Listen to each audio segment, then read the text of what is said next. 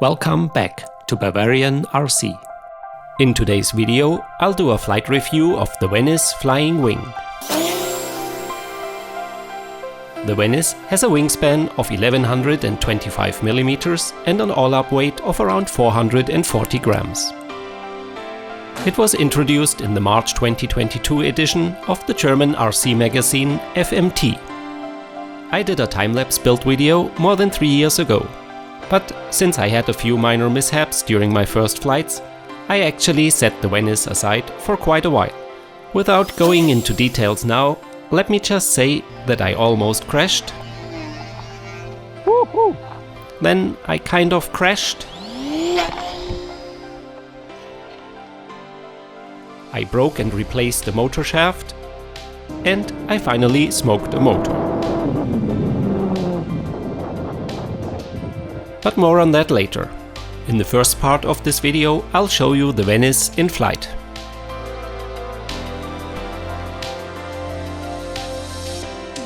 In the second part, I'll share all of my settings, show you how I installed my go-to onboard camera, and I'll also give you my conclusions on the flight performance of the Venice. Finally, I'll talk a bit about the little incidents I had, and how I repaired or corrected them. But now, let's go flying!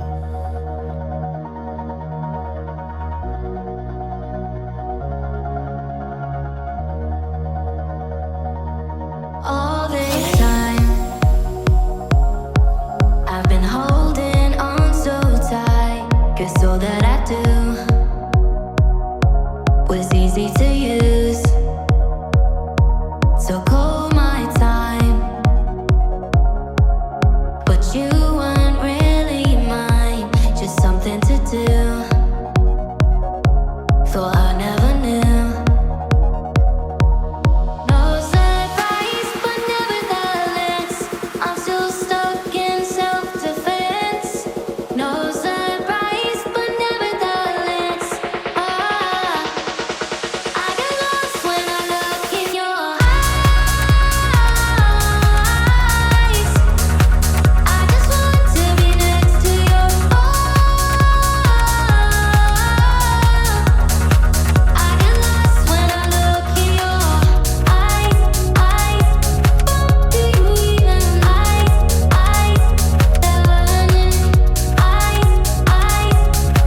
do you even leave now, make your escape. You know the fortune favors the brave. So close, just get away. No surprise, but nevertheless, I'm still stuck in self-defense. No surprise, but nevertheless, I get lost when I look in your eyes. I just want to be next to your I get lost when I look in your eyes. Do you even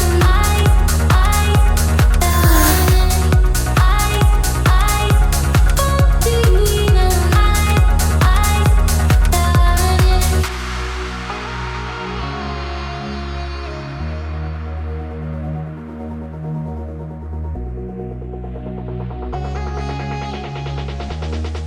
I get lost when I look in your eyes. I just want to be next to your I get lost when I look in your eyes. Do you even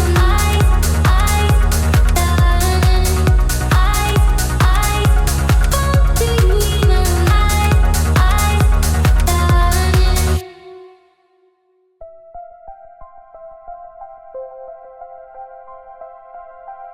The Venice is really a fun plane.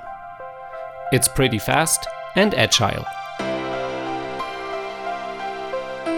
Even though it has a folding prop, I don't see it as an electric glider, but rather as a motorized plane. It still has a pretty decent glide angle. So be sure to approach low for landing and use the crow brakes to slow down, or you might go for a walk. The Venice even performs well when flying inverted. It just requires some down elevator to keep it level. The roll rate is pretty fast, and doing some low-level flying and basic aerobatics is really where the Venice feels home.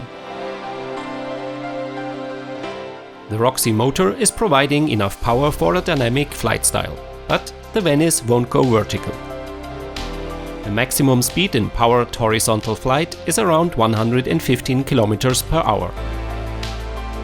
With a 1000 mAh 3-cell battery, my average flight times are around 7 to 8 minutes with mixed power settings. I really don't recommend flying for longer periods with full power.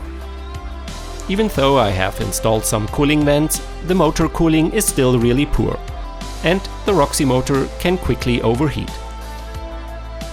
To avoid burning the motor, which I actually did, I use a battery-powered mini fan to cool the motor after each flight. If you decide to build the Venice, try to include as many cooling vents as possible. The front vent and the two in the rear are the absolute minimum, especially considering that the fuselage is pretty cramped with electronics, which prevents good airflow inside the fuselage. It is quite normal for a flying wing to be sensitive to the center of gravity. I learned it the hard way, as my first setting was on the tail-heavy side. I was using a center of gravity tool to balance the Venice, but I obviously made a small mistake in the process. As a result of this wrong setting, I almost crashed the Venice during my second flight. I was pulling up when I suddenly noticed that the Venice was starting to feel a bit sluggish. Then, without further ado, it entered a wildly tumbling uncontrolled spin and recovered just meters above the ground.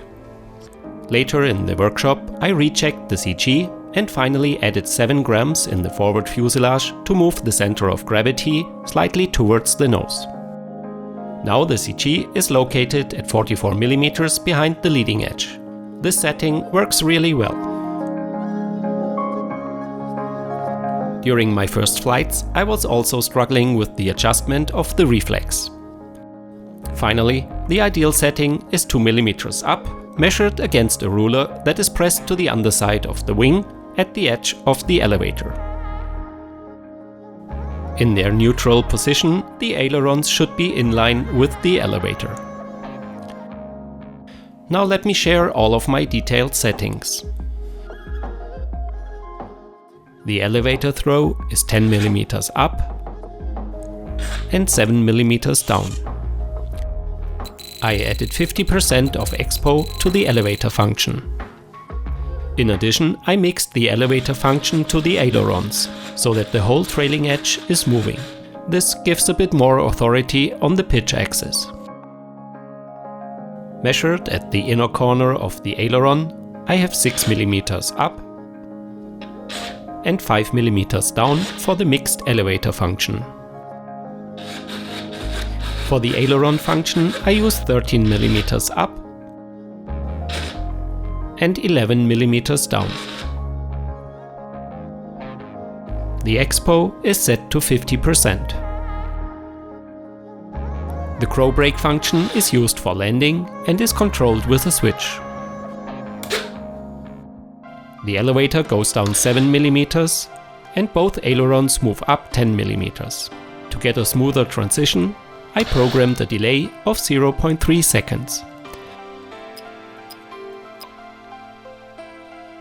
Depending on your airspeed, the activation of the crow brake will cause a pitch up of the Venice, which can be easily controlled with elevator inputs. As soon as the airspeed drops, the Venice enters into a shallow descent. During powered flight, I noticed a slight tendency to pitch up.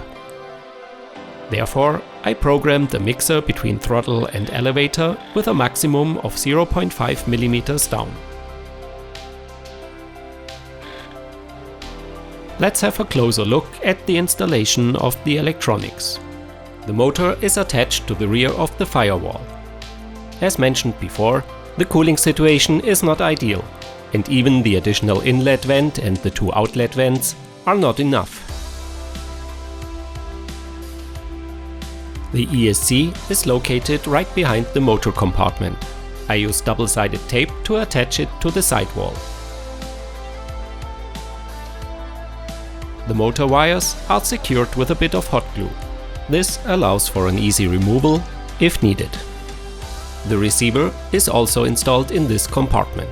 I also installed a GPS Logger 3 from SM Modellbau, which is located right next to the ESC. The space for the battery is quite tight. During the installation of the battery, the crossbar of the frame broke. I replaced it with a horizontally attached piece of a popsicle stick. Now the battery can slide into its position with almost a press fit. Therefore, no additional fixture is required to keep the battery in place.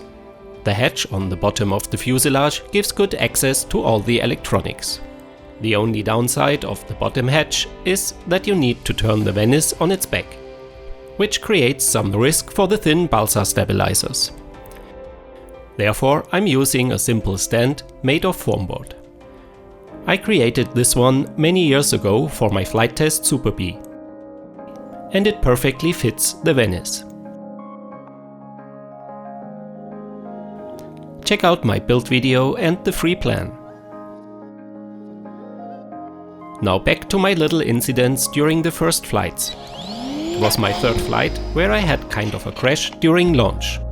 So what happened? In the end, it was a combination of several factors.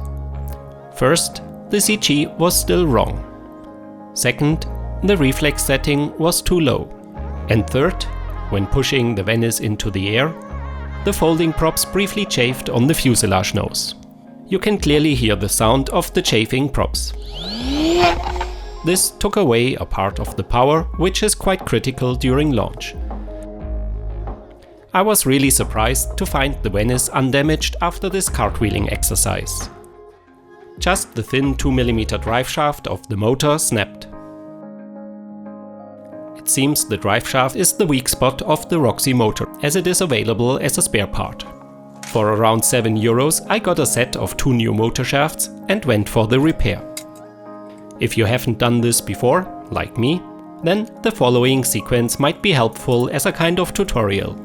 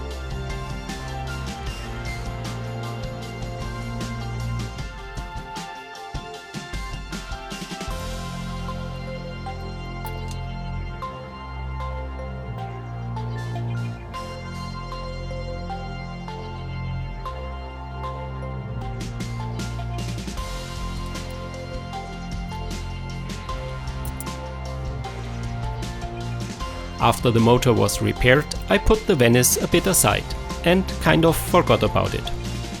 Also because my first experience with wrong CG setting, wrong reflex and the critical launch phase was not too nice.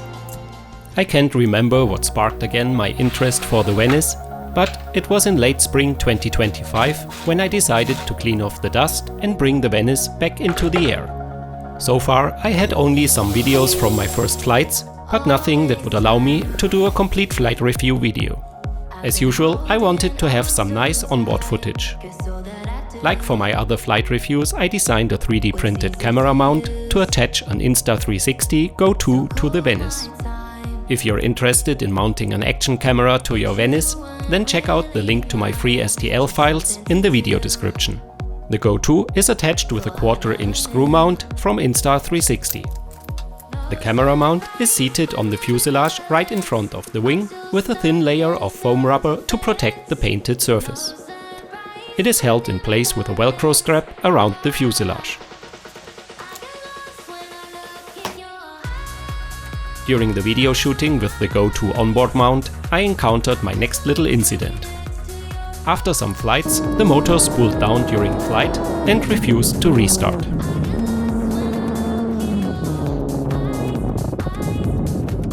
The dead stick landing was pretty uneventful and the Venice suffered no damage. I quickly resumed that an overheated motor was leading to this issue.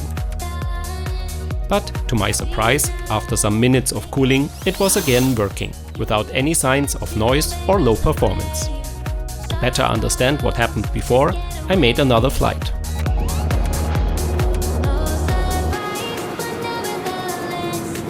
Everything was working nicely. Until it didn't. Same effect as before. The motor quit and I had to make another dead stick landing. With increasing routine, I again made a safe landing. This time the motor was really toasted. And the smell of burning electronics was immediately telling me that this one was finally done. So let's replace the motor.